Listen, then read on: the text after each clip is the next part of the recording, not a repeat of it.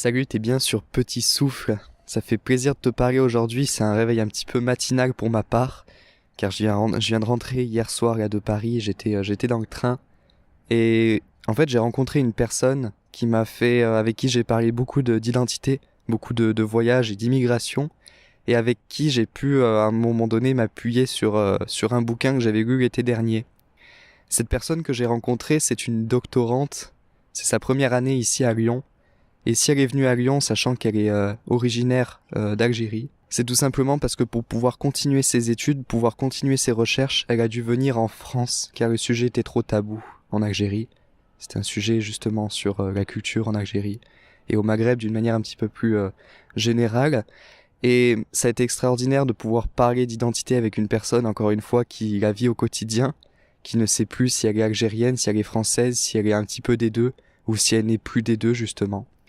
Et en parlant avec elle, j'ai pu parler d'un bouquin donc que j'avais lu l'année dernière, l'été dernier, qui s'appelle Les identités meurtrières d'Amin Malouf. C'est un bouquin justement qui parle d'identité comme le dit son nom, et qui parle d'identité par rapport encore une fois au voyage, à l'immigration et aux limites de l'identité justement meurtrière. C'est pour ça que le terme est ici. Et les limites dans le sens comment on a pu instrumentaliser cette identité. Et si on regarde aujourd'hui les conflits dans le monde, ils sont souvent instrumentalisés à partir de l'identité, à partir des religions, de la culture.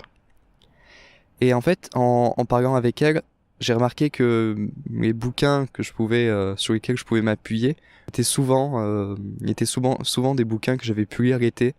Et en fait, j'ai tout simplement compris que l'été est une période bien propice pour pouvoir se mettre sur des bouquins, se mettre dans des lectures, tout simplement parce que déjà on a souvent plus de temps, mais aussi parce que c'est souvent une période où on va se fabriquer des souvenirs, avoir rattaché le bouquin à un lieu précis, à une personne précise, et ça peut nous permettre aussi de mieux retenir son contenu. Et ça m'a donné l'idée, voilà, de te proposer une sélection de 3 livres, 3 bouquins à lire pour cet été, qui sont, tu vas le voir, tous assez différents. Il y en a donc 2 qui sont des essais, et un troisième qui est un roman. Et ce que je te propose, c'est que pour pouvoir t'en parler, on mette le roman entre les 2 essais, comme ça va faire une petite diversité entre ces présentations. Et en tout cas, j'espère que à la fin de ce petit épisode, tu pourras me marquer en commentaire si y en a un dans les 3 qui t'a intéressé, que t'aimerais lire. Ça me ferait vraiment plaisir. Et donc pour commencer, le premier bouquin dont on va parler, c'est celui-là dont je viens de te parler pour l'introduction, Les identités meurtrières d'Amin Malouf. Amin Malouf, qui est donc une personne aujourd'hui qui est présente à l'Académie française, qui est un Libanais qui avait vécu 27 ans au Liban. Et là, ça fait, au moment où il a écrit son livre, ça faisait 22 ans qu'il était en France. Donc là, pour le coup, en termes d'expérience d'immigré, on est vraiment dans un cas extrêmement sympa parce que la personne a passé presque la moitié de son temps dans un pays et l'autre moitié dans l'autre. C'est vraiment intéressant. Et en plus, cette personne est divine en termes d'écriture. C'est impressionnant la facilité et la richesse qu'il peut transmettre à partir des mots. Et donc, Les identités meurtrières, c'est un livre qui parle de voyage. C'est un livre qui parle surtout de perte de repères liées au voyage, à l'immigration. Et c'est un livre qui, pour pouvoir essayer de dénoncer l'instrumentalisation des problèmes liés à l'identité, essaye de revenir aux fondamentaux, c'est-à-dire comprendre à partir de portraits, de parcours différents, comment on peut essayer de se forger soi-même notre identité, presque indépendamment du pays dans lequel on vit, des cultures dans lesquelles on a pu évoluer, on a pu traverser. Et ce qui est intéressant avec Amin Malouf, c'est que justement, lui, il a une théorie sur l'identité qui pour moi est très intéressante et dans laquelle je me retrouve beaucoup. En tout cas que je me pose beaucoup de questions dessus. À savoir celle de se dire que au lieu de devoir faire un choix, au lieu de vouloir choisir, au lieu de vouloir par exemple privilégier notre culture de notre naissance, notre culture maternelle, notre langue maternelle, autant essayer de nous forger notre propre identité. Et ce qui est intéressant, c'est que pour lui, l'identité, sa définition qu'il peut en faire, c'est de dire que l'identité, c'est ce qui nous différencie de chacun. C'est ce qui nous rend uniques. Et c'est vraiment ça. Et c'est vraiment bien de voir que, à travers le voyage, souvent, on remarque que l'identité, en tout cas que le pays et la culture dans lequel on évolue, a une force, a une influence énorme sur notre identité, et que, mine de rien, chaque culture, chaque personne vivant dans une culture a une identité qui se rapproche souvent. Et le voyage, le fait d'immigrer permet justement de dépasser cette identité un petit peu trop conforme parfois, et essayer de se forger notre propre identité.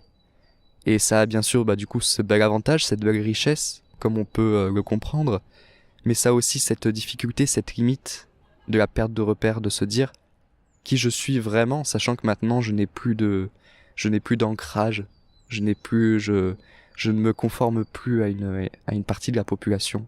Je suis entre les deux, je ne suis plus vraiment personne, mais au final je suis moi-même.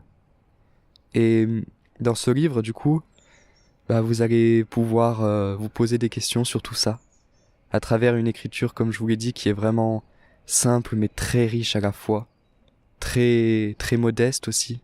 Amin Maalouf se pose beaucoup de questions.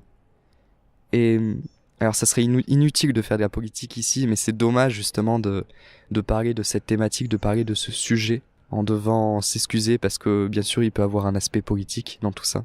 Mais c'est quand même une magnifique piqûre de rappel sur l'altérité. L'altérité, si tu sais pas ce que ça veut dire, c'est le regard sur l'autre, l'ouverture sur l'autre, l'ouverture et l'acceptation de la différence d'autrui. Pour ça, je pense que c'est l'un des meilleurs livres, si ce n'est le meilleur, qui peut facilement vous faire cette piqûre de rappel, nous faire cette piqûre de rappel sur ce que c'est que l'ouverture et l'identité, comment elle se forge. Et c'est vraiment intéressant parce que sur ce podcast Petit Souffle, je te parle souvent de voyage, et le voyage c'est l'altérité, c'est l'ouverture. À travers ce livre, Les identités meurtrières, c'est un voyage en fait que tu vas faire. C'est un voyage à travers différentes cultures, différents personnages. Et je pense qu'en plus, la fin de ce livre est certainement l'une des plus belles fins que j'ai pu lire. Elle est vraiment puissante. Et merci Amin Maalouf, vraiment c'est un livre extraordinaire ce bouquin, et voilà, moi je te le conseille vivement, vivement. Le deuxième bouquin dont je vais te parler, que j'ai lu aussi donc un été, c'est donc le seul roman là, que je vais te proposer, qui s'appelle Réparer les vivants, de Maëlys de Kerangal, une française, écrivaine française. Si je pouvais te définir ce livre, je te dirais que c'est certainement pour moi le livre qui parle de la mort, mais qui est le plus rempli de vie. Le paradoxe, il est intéressant, parce qu'en fait, ce bouquin, il a une idée très originale, qui est celle de vouloir sensibiliser sur le don d'organes. C'est un livre qui parle du don d'organes, qui parle de la mort, et de comment la mort peut justement réparer les vivants, à travers le don d'organes. Et l'histoire, alors je vais pas trop te spoiler le truc, on parle bien d'un roman là cette fois-ci, mais c'est l'histoire d'un jeune surfeur. Et c'est vraiment cool parce que c'est vraiment cohérent. Si t'as la chance de pouvoir être en vacances à ce moment-là, et surtout de pouvoir être sur une plage, et le cadre de l'histoire, sachant que ça se passe, si je ne m'abuse, ça se passe au Pays Basque, ça risque d'être assez cohérent, et tu devrais te plonger assez facilement dans l'histoire. Et donc c'est un livre qui pose beaucoup de questions sur comment la mort peut finalement entraîner la vie, comment elle peut réparer la vie, comment elle peut aider à d'autres personnes. Ça peut vraiment, je pense, tous nous faire évoluer, même si vous êtes la personne qui défend le plus le don d'organes, que vous soyez justement une personne qui est complètement pour le don d'organes ou justement complètement contre. Je pense que dans tous les cas, ce livre il peut vous être intéressant parce que il prend en fait un fait presque réel, il nous plonge dans une histoire réelle, et quand on pense à sauver la vie de quelqu'un, l'un de nos proches, je pense que même en étant contre le don d'organes, on sera juste complètement heureux, quoi, tout simplement. Et cette histoire, donc ce roman, c'est finalement le portrait de plusieurs personnes, donc c'est plusieurs histoires en une seule, qui se rassemblent plutôt sous un seul point commun, qui est celui de l'espérance de la vie, à travers le don anonyme, et ça c'est vraiment intéressant, anonyme, de quelqu'un. C'est une histoire qui a un rythme très lent, dans le sens que les heures passent très lentement dans l'histoire, mais ça ne veut pas dire que le livre n'est pas rempli de détails et de rebondissements très intéressants et très, très captivants, dans l'urgence de l'hôpital principalement, mais aussi dans l'urgence dans la patience de familles qui attendent des nouvelles pour leurs proches. Et puis à la fin, l'histoire, le temps s'arrête. Le temps s'arrête, ou plutôt il reprend son rythme normal, celui de la vie. Et ouais, on sort de ce bouquin encore une fois grandi. On sort de ce bouquin en ayant appris quelque chose et en ayant une belle piqûre. Et encore une fois, hein, comme je te le dis, le livre n'est absolument pas pessimiste, n'est absolument pas là pour te plomber tes vacances. C'est pour ça que je te le propose aussi, parce que justement, c'est un livre qui est très optimiste, qui est plein de vie, en fait, tout simplement, hein. Son nom de Réparer les vivants est certainement le meilleur qui pouvait être attribué à ce récit. Et voilà, donc voilà, je te le conseille aussi vivement. Et maintenant, on va parler du troisième bouquin, et là, ça va intéresser les plus bosseurs d'entre nous, ceux qui partent en vacances mais qui n'ont pas envie de perdre leur rythme. Non, je déconne. Non, on va parler d'un bouquin, ouais, justement, quand même, qui parle motivation, qui parle de développement personnel, hein, mais de développement personnel pour parler quand même pas mal de réaliser ses projets, qu'ils soient professionnels ou aussi personnels. Et ce livre, il s'appelle The Compound Effect, de Darren Hardy. The Compound Effect en anglais, donc ça veut dire l'effet cumulé. Et Darren Hardy est le rédacteur en chef du magazine Success aux États-Unis. Donc voilà, en gros, c'est un livre de développement personnel, écrit par un Américain qui en plus est rédacteur en chef d'un magazine qui parle de succès. Je pense que là, je t'ai pas fait forcément la plus belle pub, surtout si t'es un petit peu contre la philosophie américaine par rapport au travail. Mais détrompe-toi, si je te le propose, ce bouquin, c'est parce que justement, il a une grosse valeur ajoutée, qui est celle justement d'aller un petit peu à l'encontre des schémas classiques traditionnels du travail, de la motivation et de travailler toujours plus pour avoir toujours plus de résultats. Là, je te parle d'une belle alternative à tout ça et non pas d'un livre qui va essayer de t'apprendre ou te vendre une formation. C'est un livre qui parle davantage de ce qu'on connaît en fait tous, mais qui te rappelle et qui te montre à quel point ce que l'on sait déjà mais qu'on ne pratique pas forcément peut avoir des conséquences énormes pour notre vie à nous, nos projets, pour la réalisation de nos projets. Et donc ce livre, il s'appelle L'effet cumulé de Compound Effect. Et l'effet cumulé, en fait, c'est pour parler de l'importance des habitudes, l'importance des gestes du quotidien, des gestes répétés au quotidien, des petites actions quotidiennes. Et ces petites actions quotidiennes qui deviennent donc des habitudes peuvent avoir un impact énorme sur nous. En fait, ce qui est vraiment super intéressant dans ce bouquin, c'est qu'il va s'appuyer sur des comparaisons souvent très éloignées du sujet sur lequel il parle, mais qui sont complètement significatives et qui restent en tête en fait, parce qu'elles sont tellement illustratives que un an après, on va se retrouver à vouloir ressortir le bouquin pour lire tel exemple qui nous avait marqué, ou alors pendant des conversations avec nos potes, pouvoir prendre ces exemples qui sont tout à fait marquants. Et voilà, si je peux te donner un exemple tout simple, moi qui m'a marqué, c'est pour parler de l'importance des habitudes, des petites actions au quotidien qui peuvent avoir un impact énorme à long terme.